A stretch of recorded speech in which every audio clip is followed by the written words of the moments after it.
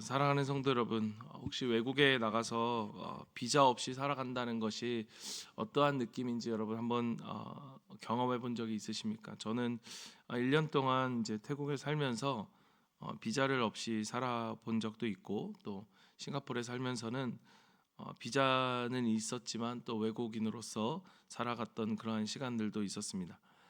외국에서 특히 비자 없이 살아간다는 것, 그러니까 선교사님들이 참 그러한 삶을, 물론 다 비자가 없는 것은 아니지만 비자 있이 살아간다고 해도 그 안에서 이방인으로서 느끼는 어떤 불안함, 또 긴장감, 어떻게 보이면 이런 눈치들이 보이는 것들은 사실 삶을 참 어렵고 힘들게 만듭니다.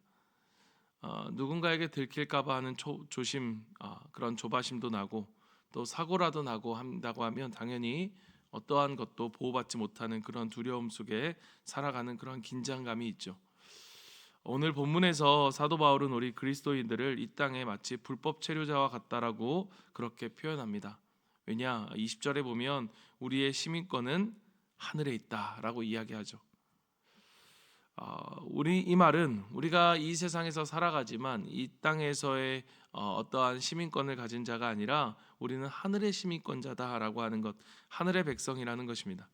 그러니까 다시 말하면 이 땅에서 살아가는 우리는 마치 임시 거주자처럼 잠깐 머물다 살아가는 그러한 사람들처럼 살아가면서 하늘에서는 영원한 하나님의 나라의 백성, 영원한 시민으로서 살아간다는 것이죠. 그렇다면 이 삶은 분명히 이 땅의 시민권자로서 이 땅이 영원할 것처럼 살아가는 삶과 그 하늘의 시민권자로서 이 땅에서의 이방인으로 살아가는 삶은 분명히 확연하게 차이가 있을 것입니다. 과연 하늘의 시민권자로서 이 땅을 살아간다는 것은 우리에게 어떠한 삶을 요구하고 또 우리에게 필요한 삶의 모습은 무엇일까? 오늘 바울은 우리에게 분명한 목소리로 이야기를 하는 것 같습니다. 그것이 무엇이냐? 아까 말한 것처럼 바로 영적인 긴장. 우리에게는 이 영적인 긴장이 필요하다. 다시 말하면 끊임없는 경주와 이 영적인 싸움을 싸워가는 그러한 모습이 우리에게 필요하다는 것입니다.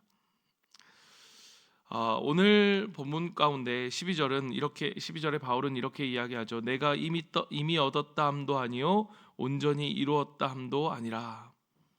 어제 우리는 말씀을 통해서 복음에 어떠한 것들을 더한 자들, 이른바 우리가 할례당이라고 부르는 그러한 사람들, 그러한 사람들이 있었다면 이번에는 이 빌립보 안에 어떠한 사람들이 있었는가 하면 믿음으로 의롭게 되었으니까 이제는 아무것도 할 것이 없다고 생각하는 이른바 그릇된 완전주의자들이 있었습니다.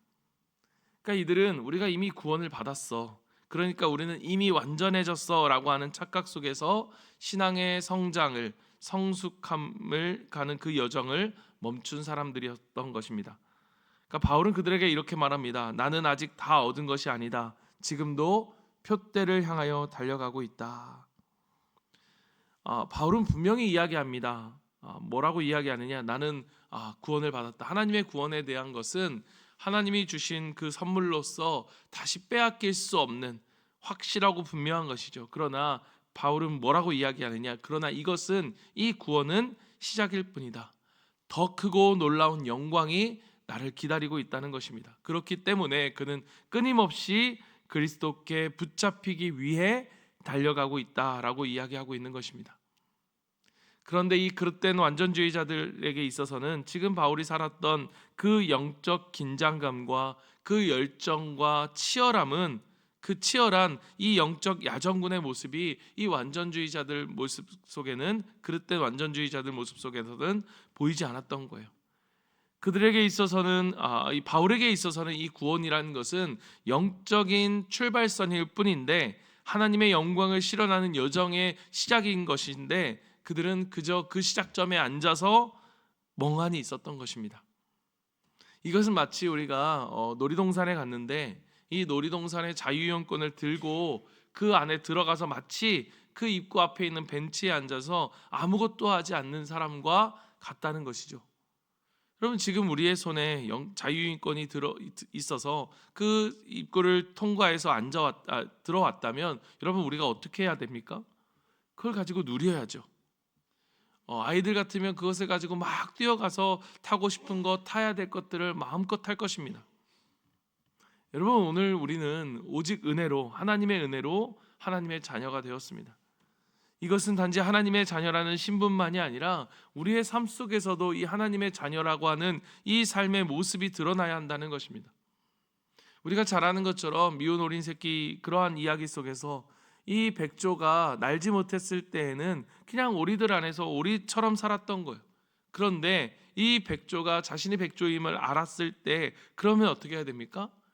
아름다운 날개를 펼고 날아야죠. 그때 비로소 정말로 백조다운 삶을 살게 되는 거 아니겠습니까?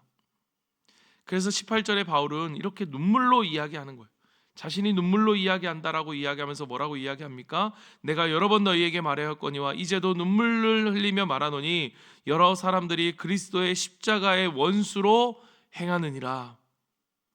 이들을 향해서 구원을 받았지만 그 삶에서 구원받은 자의 모습이 나타나지 않는, 이 삶을 누리지 못하는, 이 복음의 기쁨과 능력을 누리지 못하는 이들을 향해서 뭐라고 이야기하느냐? 십자가의 원수라는 거예요.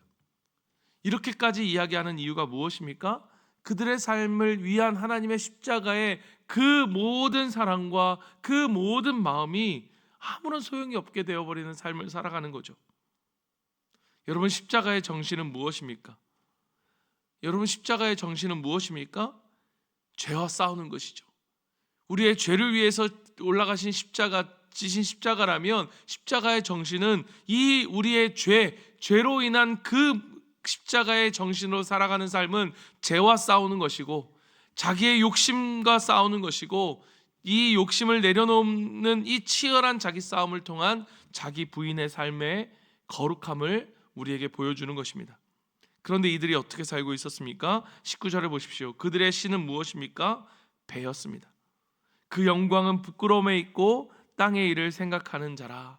다시 말하면 자기의 욕망을 위해서 살고, 자기의 편함을 위해서 살고, 자기의 만족을 위해서 살고, 자기의 기쁨을 우선하는 그러한 삶을 그들이 살았던 거예요. 그들에게 있어서 복음은 무엇이었습니까? 내 욕망을 채워주고, 내 자아를 실현시켜주고, 내 행복을 위한 수단이라고 그들은 착각한 것입니다. 여러분, 이것은요, 바울이 이야기하는 거짓 복음입니다. 가짜 기쁨이라는 거예요. 바울은 이야기합니다. 이들의 결국은 무엇이다? 멸망이다. 여러분, 예수님께서 십자가에 지신 이유는 무엇입니까? 우리가 이 땅에 살면서 우리가 그냥 이 땅에 있는 사람들처럼 거짓과 속임수로 살아가면서 마치 이 땅의 전부인 것처럼 살아가는 그러한 인생 속에 허무한 인생이 되지 않도록, 그래서 우리가 영원한 하늘나라를 바라보며 이 땅에서 하늘의 시민권자로서 우리가 그 영적 긴장감을 가지고 이 죄와 싸워 이겨나갈 수 있는 삶을 살아가도록, 그래서 이 땅에서부터 그 하늘의 영광됨과 그 완전한 기쁨을 누리며 살아갈 수 있도록 살아가도록 우리에게 이 그리스도의 십자가, 이 사랑을 우리에게 주신 거 아니겠습니까? 그런데 이 싸움, 이 십자가의 정신으로 살아가는 이 삶에 이 치열한 싸움 없이는 참된 기쁨도 참된 영광도 없다는 것입니다. 여러분, 우리의 삶의 진짜 싸움은 죄와 싸우며 거룩을 향해 나아갈 때 온다라는 것이죠. 그래서 여러분, 성경에 보십시오. 여러분, 가나안 땅에 들어가서 여러분, 그들이 진짜로 해야 할 그 젖과 꿀이 흐르는 그 가나안 땅에, 하나님 말씀대로라면 젖과 꿀이 흐르는 가나안 땅에 가서 그들이 정말로 해야 했던 일은 무엇이었습니까? 그냥 마음껏 즐기고 노는 일이었습니까? 그게 아니었죠. 무엇이었죠? 전쟁이었습니다. 왜 하나님이 그들에게 전쟁을 허락하셨을까를 생각해 보십시오. 이 전쟁을 통해서 그들은 살아계신 하나님을 느끼는 거예요. 이 전쟁을 통해서 나와 함께 하시는 하나님을 늘 경험하면서 살아가도록 그들에게 허락하신 것이 뭐냐? 바로 전쟁이었죠. 오늘 우리에게도 마찬가지라는 것입니다. 우리를 넘어뜨리고 시험당하게 하기 위한 전쟁이 아니라 그 전쟁을 통해 우리는 살아계신 하나님, 나와 함께 하시는 하나님, 나를 도우시는 하나님, 그 영원하신 하나님을 실제적으로 경험하며 누리며 살아가게 되는 것입니다. 그렇다면 어떻게 해야 될까? 13절에 바울은 이렇게 이야기합니다. 오직 한 일, 뒤에 있는 것은 잊어버리고 앞에 있는 것을 잡으려고. 여러분, 이것은 바울이 과거에 집착하지 않았음을 보여줍니다. 그것이 성공이었든 그것이 실패였든 그것이 사람들로 받는 인정이었든 아니면 사람들로 받는 상처였든 그것이 무엇이었든 그가 붙잡는 것은 뒤의 것이 아니라 무엇이었습니까? 앞의 것, 바로 앞으로의 하나님께서 그에게 주실 약속하신 영광이었습니다. 사랑하는 성도 여러분, 우리의 과거가 아무리 위대하다 할지라도 그것이 우리의 믿음을 보장해 주지 못한다는 것을 여러분 기억하십시오. 우리의 과거가 아무리 불행하다 할지라도 그것이 우리를 붙잡을 수 없다는 것을 기억하십시오. 하나님은 이 과거의 고백이 아니라 오늘 우리의 삶을 보신다는 사실을 여러분 기억하시길 바랍니다. 마지막으로 바울은 이렇게 말합니다. 20절 보십시오. 우리의 시민권은 하늘에 있는지라. 그렇기 때문에 우리는 이 땅에 어떠한 사람들처럼 살아갑니까?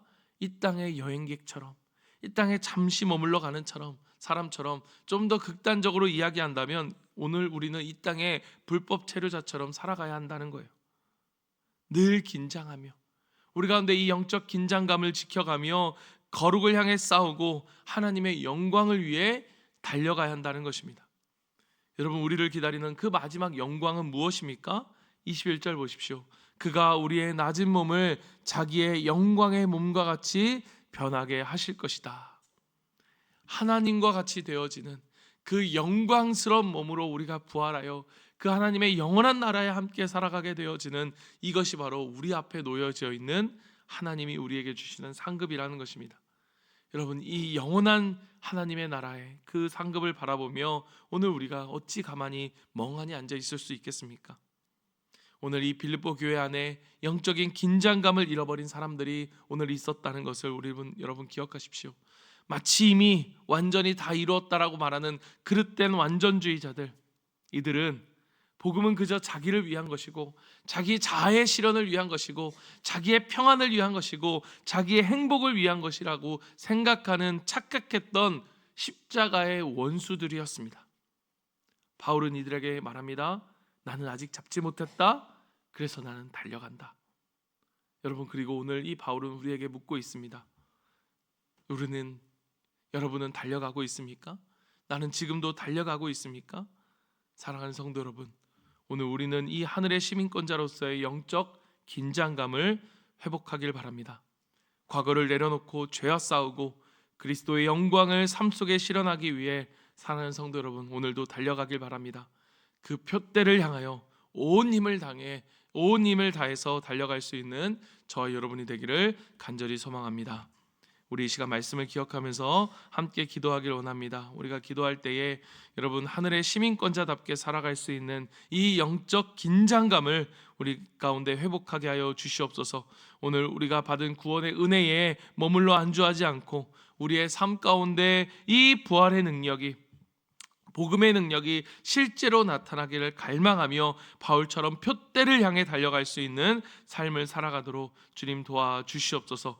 우리가 십자가에 정신을 붙들고 죄와 싸우고 거짓된 기쁨이 아닌 참된 영광을 누리도록 이 땅의 쾌락과 자기중심적인 신앙에 빠지지 않고 날마다 십자가 앞에 서서 우리가 우리 자신을 내려놓고 이 죄와 싸우며 참된 자유와 기쁨을 누리는 삶을 우리가 살아갈 수 있도록 도와주시옵소서. 오늘 말씀을 붙들고 우리 이 시간 같이 기도하고 또 우리가 있을 목장과 우리 이번 주 있을 우리 연합 예배와 그리고 우리 그 토요일 날 있을 우리 그 청소년부 부흥회 그리고 우리 친친데이를 위해서 우리 같이 한번 기도하면서 각자의 기도 제목을 가지고 기도하며 주님 앞에 나아갑니다. 기도하겠습니다. 사랑의 하나님 아버지, 그렇습니다. 하나님 아버지, 우리가 이 영적 긴장감을 놓치고 살아가는 우리의 모습이었습니다. 하나님, 그릇된 완전주의자의 모습처럼 그저 하나님 아버지 우리의 모습이 구원받았다라고 하는